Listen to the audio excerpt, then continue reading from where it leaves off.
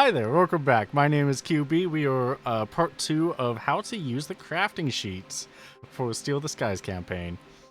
Today we're going to be going over tools, gadgets, fun little games, repairing, cooking, and alchemy. So let's hop right on in. Because last time we learned all about how to get crafting points, and now we're going to see how other ways that we can use them. So, for the vast majority of things that you can use, things that you can craft, if you don't have the proper tools, it's usually about a -10 modifier to try and craft whatever you need. However, if you have a standard set of whatever tools you need, which are down here, then you don't have those penalties negated. You have the right tool for the job. If you have amazing tools, exceptional tools for the job, you could get a bonus on your skill rating. If you need to make more of the tools or anything like that, you can definitely create more of the tools. Depending on what the tool is, it can be... it will be determined by the skill check itself, the materials, and that will be on a case-to-case basis. Tools that aren't necessarily for crafting, like these down here, these are ones that are specifically for crafting, and specifically for things that you'll be using every day.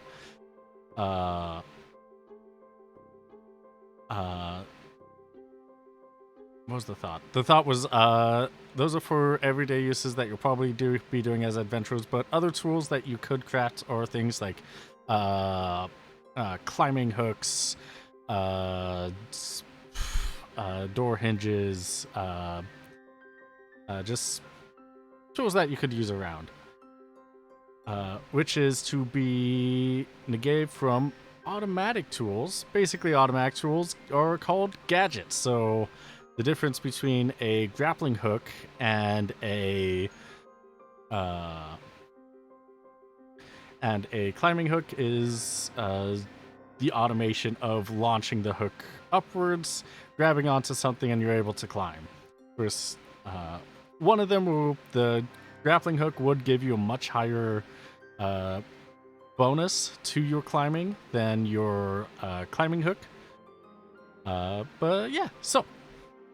Making gadgets, each gadget has a skill increase rating, as that's what gadgets are supposed to be meant to do. They have their the skill increase, the skill rating. I say skill increase. This is the base skill of when you use the item. Instead of if you don't have a climbing skill, you can make a gadget to do the climbing for you. You just roll that 60 skill if you have the materials for it once you have it made, and you can climb. The efficiency, how well the gadget does its job, determines the difficulty of creating it, how much crafting points it requires, the amount of hours it requires in the shop to make, and the modifier of how difficult it is to make it. Unfortunately, gadgets do have a chance for failure. If you botch using an undamaged gadget or tool, damages the item, it would render the gadget 50% effective.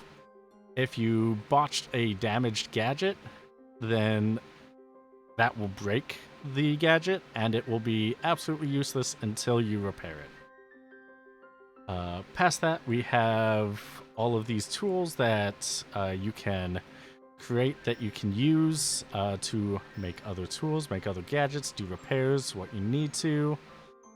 Over on this side, we have on how to repair gadgets and tools and items like that. Damaged items cost 10% of the original crafting points to fix, Or if you take it into a shop, you don't know how to repair it, you have to give it to someone else. They will have the upcharge, and it will be 25% gil. If the item is broken, then it will cost 25% crafting points of the original cost to repair, or 50% of the original crafting points to repair if you take it to a shop. If the first repair is botched, the crafting points is for a broken item is increased to 50% or 75% of gil for the original crafting point costs it took to the shop. So if it's damaged, you try repairing it, it botches, it becomes broken, you try repairing it again, then it will cost a whole lot more to really get it working again, because there has been a lot that has been messed up. Characters will also need both the skill to make the item and the repair skill if you want to repair it. So if there is a wooden beam that is cracked in half, to be able to know how to put it together to make it stable and everything like that, you would need both the carpentry skill, the carving station, or mainly the carpentry skill and the repair skill to repair it. You will be, when you do that repair, you'll be using the lower skill rating of the two, but you do need to know them. For airship repairs, you will need both systems and repair skills, because the airship is based off of systems itself. Since there's a lot of wiring and stuff like that you have to know how to get in there and fix.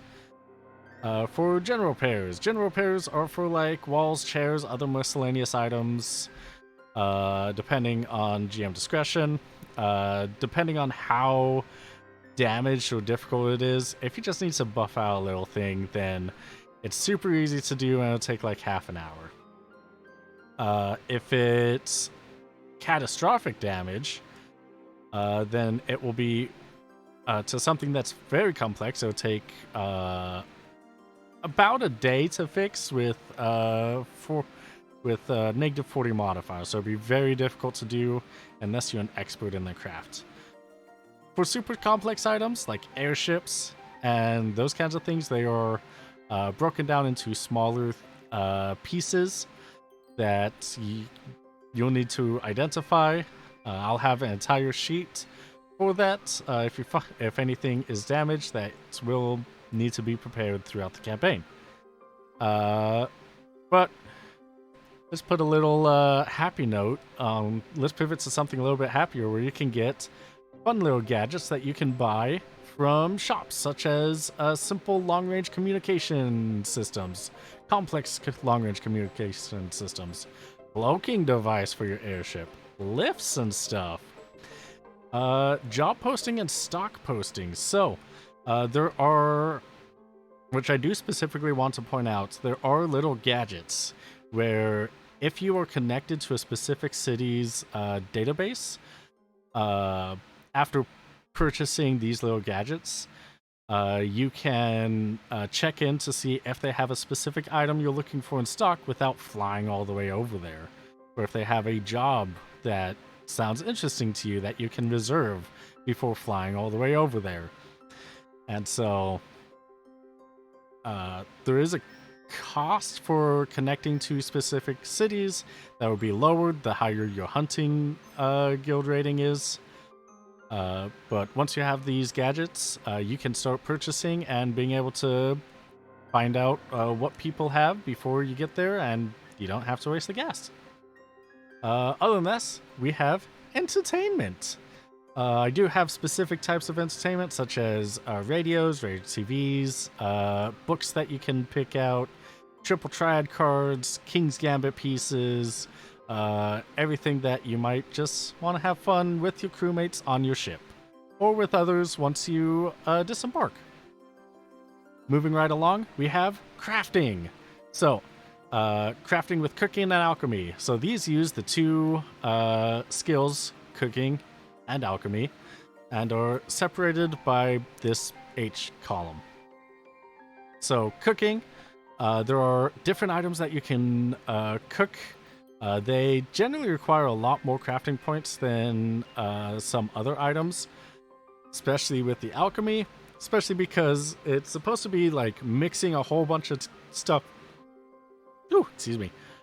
Mixing a whole bunch of stuff together and then like squeezing out what's necessary, what the pieces that you need. So, for example, drinks, rations, snacks, meals, banquets, libations, everything like that. They determine what you want to purchase, what you want to craft, determines how much of the item that you are, or how difficult it will be to do so, and the tier of the items you are looking for. So, it'll determine the amount of crafting points required, how long it would take to be able to craft a set of those items, and with cooking, the special effects with them is that they give you bonuses once you are in combat.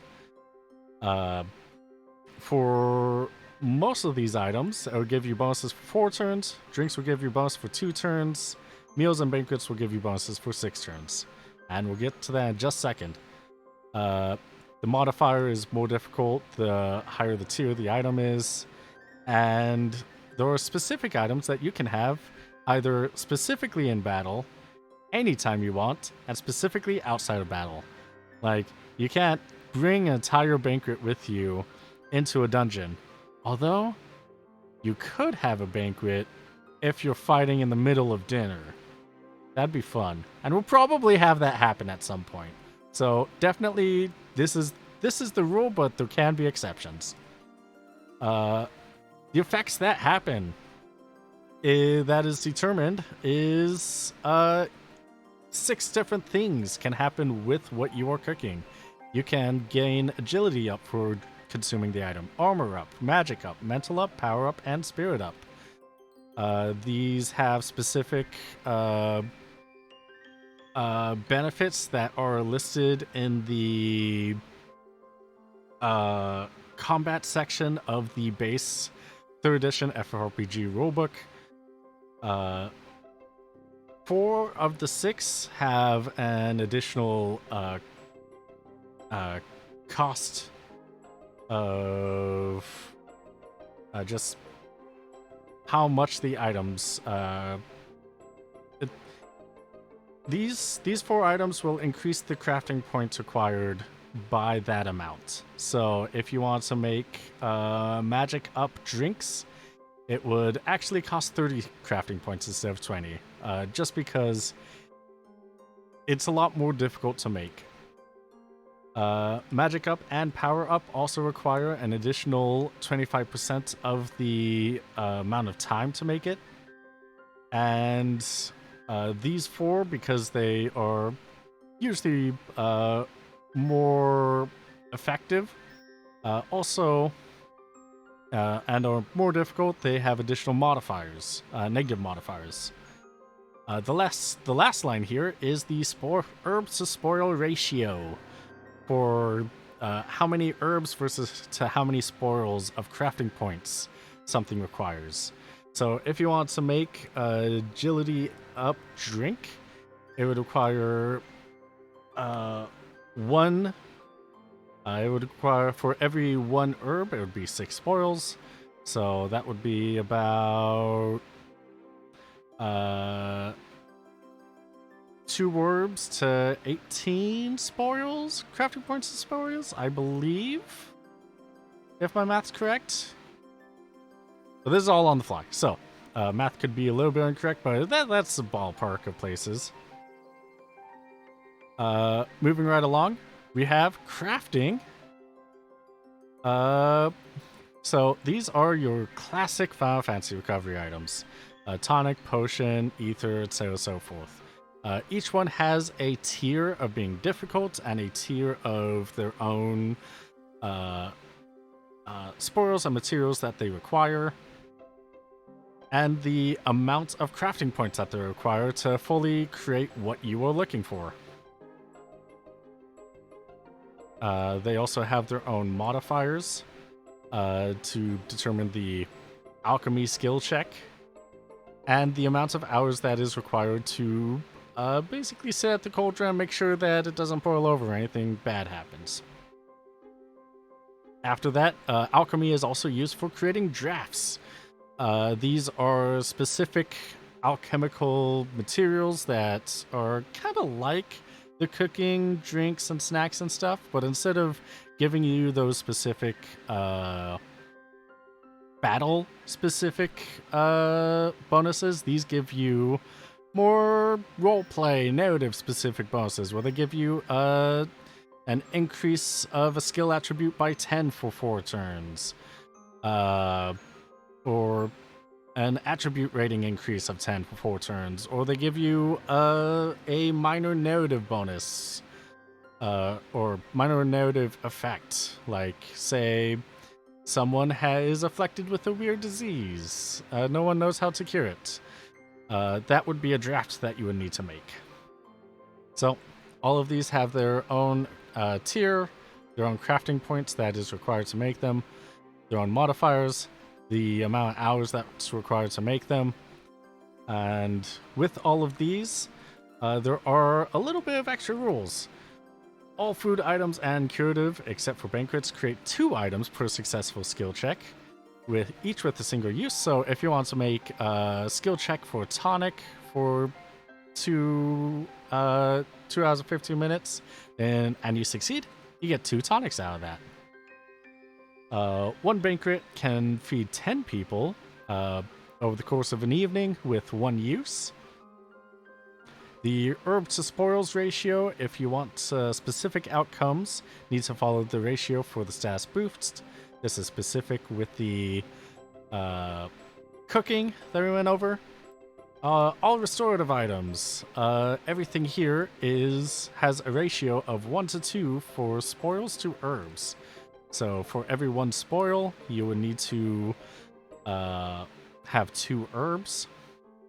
And all drafts are opposite, where you need 2 spoils for every 1 crafting point of herb to successfully make them.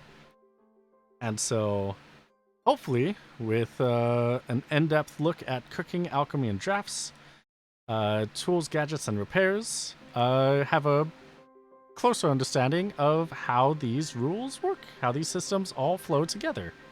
Next up, we're going to be looking at how to make armors and weapons and ammo. And yeah, that'd be great. My name's QB, and I'll see you all later. Bye.